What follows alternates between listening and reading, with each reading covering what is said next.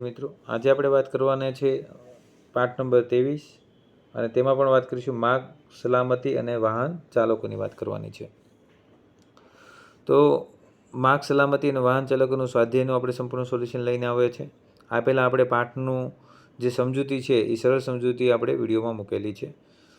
તમે કઈ શાળામાં અભ્યાસ કરો છો તે કોમેન્ટ સેક્શનમાં કોમેન્ટ કરવાનું ભૂલતા નહીં. આજે આપણે શરૂઆત કરીએ સ્વાધ્યાયથી. પાઠ નંબર 23 ધોરણ 10 અને એમનું સ્વાધ્યાયનું સંપૂર્ણ સોલ્યુશન છે. પાઠ 1 નીચેના પ્રશ્નોના સવિસ્તાર ઉત્તર લખો. સીટ બેલ્ટનું મહત્વ, ડ્રાઇવિંગ લાયસન્સ મેળવવા માટેની મર્યાદા જોગવાઈઓ કઈ કઈ છે તેના વિશેની વાત છે. તો આપણે તેનું સોલ્યુશન સાથે જોતા જઈએ.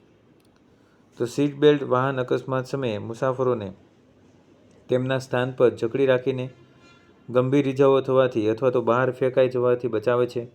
તે અચાનક બ્રેક લાગતી વખતે શરીરને આગળ વધતું અટકાવે છે. ડ્રાઇવિંગ લાયસન્સ માટેની જોગવાઈઓ જોઈએ તો ડ્રાઇવિંગ લાયસન્સ માટે જોઈએ તો વ્યક્તિની ઉંમર નિર્ધારિત મર્યાદા જેમ કે ગિયર વગરની વાહન માટે 16 વર્ષ, ગિયરવાળા માટે 18 વર્ષ પૂર્ણ હોવી જોઈએ. ડ્રાઇવિંગ ટેસ્ટ પાસ કરવી પડે છે અને જરૂરી દસ્તાવેજો સબમિટ કરવા પડે છે. વાહન ચાલકની ફરજો. વાહન ચાલકે ટ્રાફિકના તમામ નિયમોનું પાલન કરવું પડે. સ્પીડ મર્યાદા જાળવવી, રસ્તા પર ચાલી રહેલા રાહદારીઓને પ્રાધાન્ય આપવું અને વાહનની સ્થિતિ યોગ્ય રાખવી જોઈએ. રોડ સુરક્ષાના નિયમોની વાત કરીએ. ચોકડી કે ગોળાઈ પર વાહનની ગતિ ધીમી રાખવી જોઈએ. યોગ્ય સિગ્નલ આપીને જ વળાંક લેવો જોઈએ.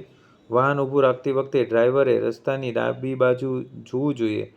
પાછળથી આવતા વાહનોનું ધ્યાન રાખવું જોઈએ અને યોગ્ય સિગ્નલ આપીને વાહન સુરક્ષિત રીતે બાજુમાં લેવું જોઈએ.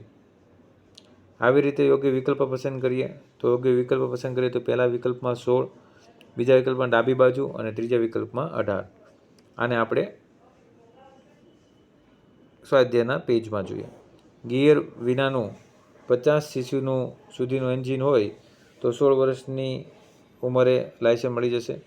હળવી અને મધ્યમ ગતિના વાહનો હંમેશા ડાબી બાજુ ચલાવવા જોઈએ અને ભારે વાહન ચલાવવાનું લાયસન્સ કેટલા વર્ષની ઉંમરે પૂર્ણ થયા બાદ મળી રહે છે તો 20 વર્ષ આવશે, 18 વર્ષ નહીં આવે. ભારે વાહન છે એટલા માટે. ઓકે, તો આ હતું સંપૂર્ણ સોલ્યુશન પાઠ નંબર 23નું ધોરણ 10ના વિદ્યાર્થીઓ માટે.